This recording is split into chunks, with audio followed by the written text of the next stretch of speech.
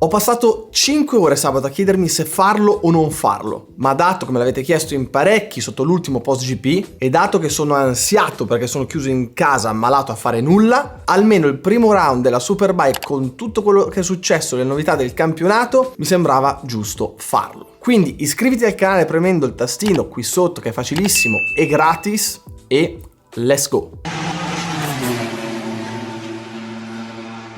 Tantissima carne al fuoco e vi avviso subito, vi parlo di quello che per me, ripeto, per me è degno di nota. Voi potete non essere d'accordo. È un avviso ai vari fanboy che dopo 20 minuti di video mi chiedono il perché non ho parlato del loro nonno che avendo 3 palle era un flipper. Quindi procediamo con ordine. Precampionato, bestemmie, fulmini e saette per il discorso zavorra o meno. E adesso che le polemiche si sono stabilizzate, mi spiace dar ragione a un pilota che non mi piace e non stimo. Ma Redding in questo caso, in questo particolare caso, aveva ragione. Ormai a questo livello al quale siamo arrivati, differenze di peso attorno ai 20 kg tra piloti sono estremamente limitanti. Per quanto poi ognuno voglia provare a tirare l'acqua al suo mulino, nel motorsport avere dei chili in più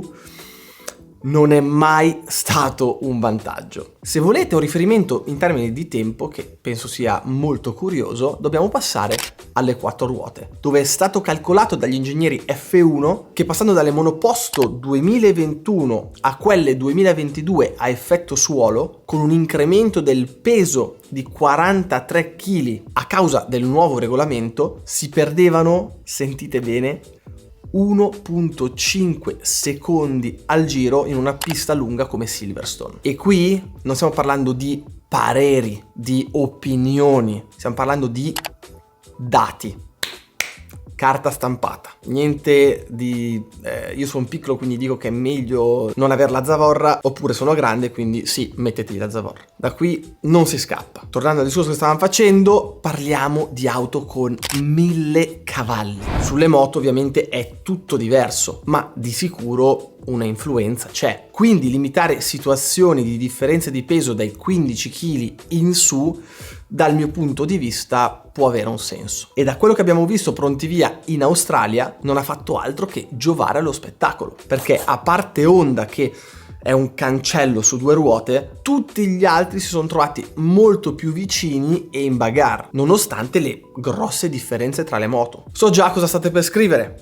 In pochissimo ho dovuto mettere la zavorra, quindi che cazzo stai dicendo? Ci stavo arrivando. Oltre al discorso peso, quest'anno è stato inserito obbligatoriamente anche un biofuel al 40% e una capacità serbatoio ridotta rispetto al 2023. Dando una rapida occhiata alle differenze di velocità tra l'anno scorso e quest'anno, voglio essere molto chiaro, nelle stesse condizioni, ho guardato i report meteo con temperatura, vento e tutto il resto, e soprattutto nello stesso turno dove tutti i piloti giravano più o meno da soli per provare il passo gara, quindi le FP3, si può notare come c'è stato un leggero calo delle prestazioni rispetto all'anno scorso, dovuto appunto a questi cambiamenti. La cosa bella è che nonostante tutto la situazione si è riequilibrata e sia in gara 1 che gara 2, quando Razgatlioglu si è ritrovato per un momento dietro a Bautista, perdeva sempre qualcosa come giusto che sia, data la differenza di stazza enorme, ma molto meno rispetto a quando era in Yamaha. Idem per Bautista quando si è ritrovato in scia lows. L'anno scorso le Kawasaki le mangiava, quest'anno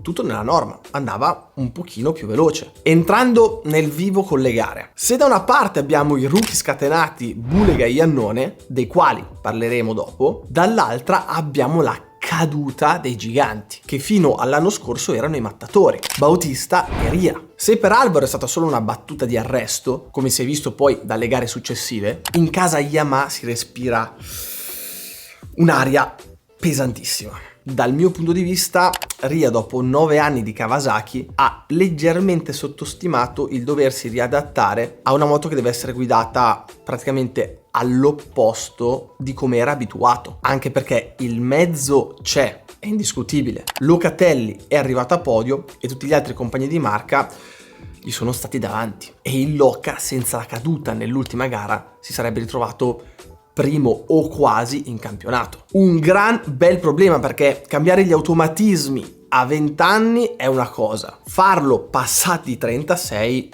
è tutto un altro mestiere. Quindi un grande in bocca al lupo a Johnny, perché ne ha bisogno. Passando a Bautista, secondo me il problema grosso non sono quei pochi chili di zavorra che tolgono relativamente poca competitività, ma è aver capito che in squadra non è arrivato uno scemo che deve imparare, ma uno che ha una cazzimma addosso e una tale voglia di dimostrare che già dopo i test invernali e la prima gara in Australia il suo ruolo nel box è stato relativamente ridimensionato. Doveva essere un po' quello che avrebbe guidato Bulega, dandogli consigli, facendolo crescere man mano senza pressioni. Invece questo qui pronti via arriva e ti vince la gara, quindi di consigli direi che non è proprio il caso di darne più e pensare a se stessi. Da capo indiscusso del box si è ritrovato un avversario con la sua stessa moto, e quando la realtà arriva così brutalmente devi essere un campione per reagire, e da campione qual è, nelle successive 2 gare lo ha fatto, ed è quello che mi aspettavo, perché aggiungendo giusto qualche chilo di zavorra sì, perdi qualcosina, ma ricordiamoci che livello aveva gli anni scorsi, cioè non si è mai visto perdere secondi sul giro per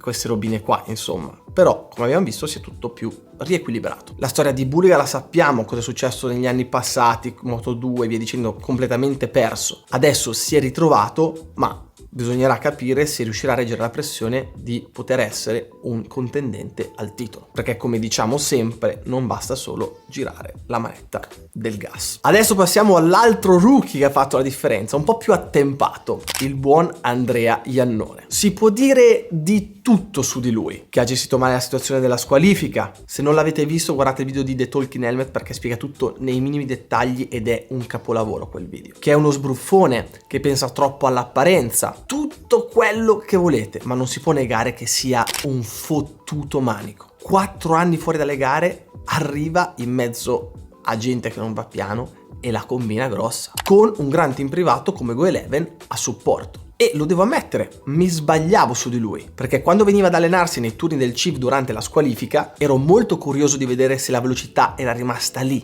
intatta. Ed era veloce, nessun dubbio, ma non così tanto da far pensare a un ritorno a livello mondiale in questo modo. Anche perché, ricordiamo, ci sono piloti della GP che sono passati in Superbike e sono andati forte relativamente subito, come Bautista, ma ce ne sono altri che hanno fallito miseramente o hanno avuto comunque molte difficoltà prima di trovare la quadra e andare forte. Guardando alla storia recente, Petrucci, prima di arrivare a gustarsi il podio, ha dovuto sudarsi 7 camicie. Andrea, pronti via, ranzate nei denti. Un'altra cosa tecnica che mi ha stupito di Iannone è che il periodo fuori dalle corse, come abbiamo detto, non gli ha tolto velocità, ma gli ha fatto tornare uno stile di guida abbastanza old school, composto e abbastanza sopra alla moto, non tutto fuori estremo come siamo abituati a vedere gli altri piloti della GP. Questo a riconferma del fatto che non c'è uno stile di guida giusto, ma se stai dentro a degli standard puoi scegliere quello che più ti si addice e non devi stare per forza con la faccia a terra per andare forte. Passando invece al lato fuori dalla pista, altrettanto interessante, non si sa precisamente la situazione contrattuale di Andrea, ma per tornare su una moto vincente come Ducati dopo 4 anni di inattività, quest'anno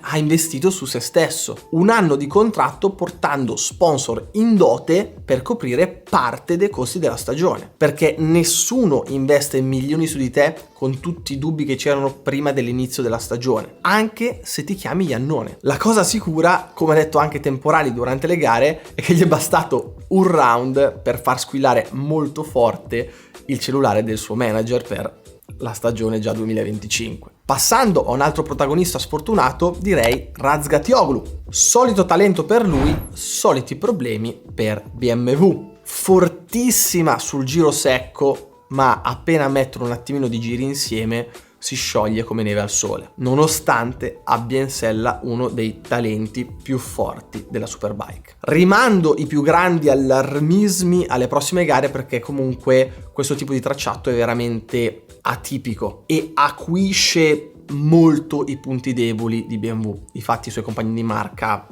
completamente dispersi nelle retrovie. L'unica cosa che è sicura è che BMW deve svegliarsi fuori. Adesso hanno i miliardi, il test team, il miglior pilota e anni di esperienza. Entro 2 stagioni devono vincere per forza, se no sarà una completa sconfitta. Concludendo, contentissimo per Alex Lowes, una vita sportiva all'ombra di Ria e soprattutto il capo indiscusso della ditta demolizioni lato Superbike. L'anno scorso ne piegava minimo, ma dico minimo, 2 a weekend. In questo primo round 0 errori e una solidità incredibile. Mi sembra che la partenza dei 2 piloti più importanti, veloci e carismatici della Superbike, che attraevano su di loro tutte le attenzioni dei rispettivi team Kawasaki e Yamaha, abbiano dato nuova linfa vitale a chi è rimasto, Locatelli e Lowes. Senza contare che Pereira, lo storico capotecnico di Jonathan, è passato dopo tanti anni con Alex Lowes e questo, signori miei,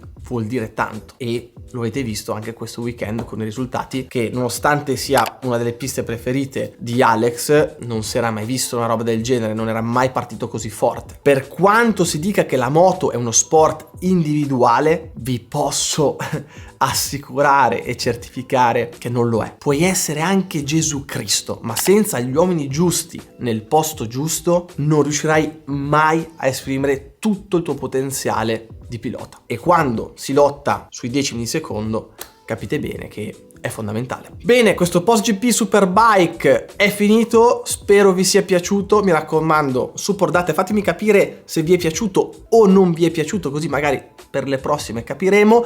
Sarà impossibile seguire tutte le gare di Superbike e tutte le gare di MotoGP perché, pensatela, 20 gare mie, 20 gare di Superbike, 20 gare di MotoGP, esplodo. Però insomma, fatemelo capire così magari quando bisogna fare il riaggiornamentino vediamo di farlo. Quindi, come al solito, ragazzi, gas e ci vediamo al prossimo video.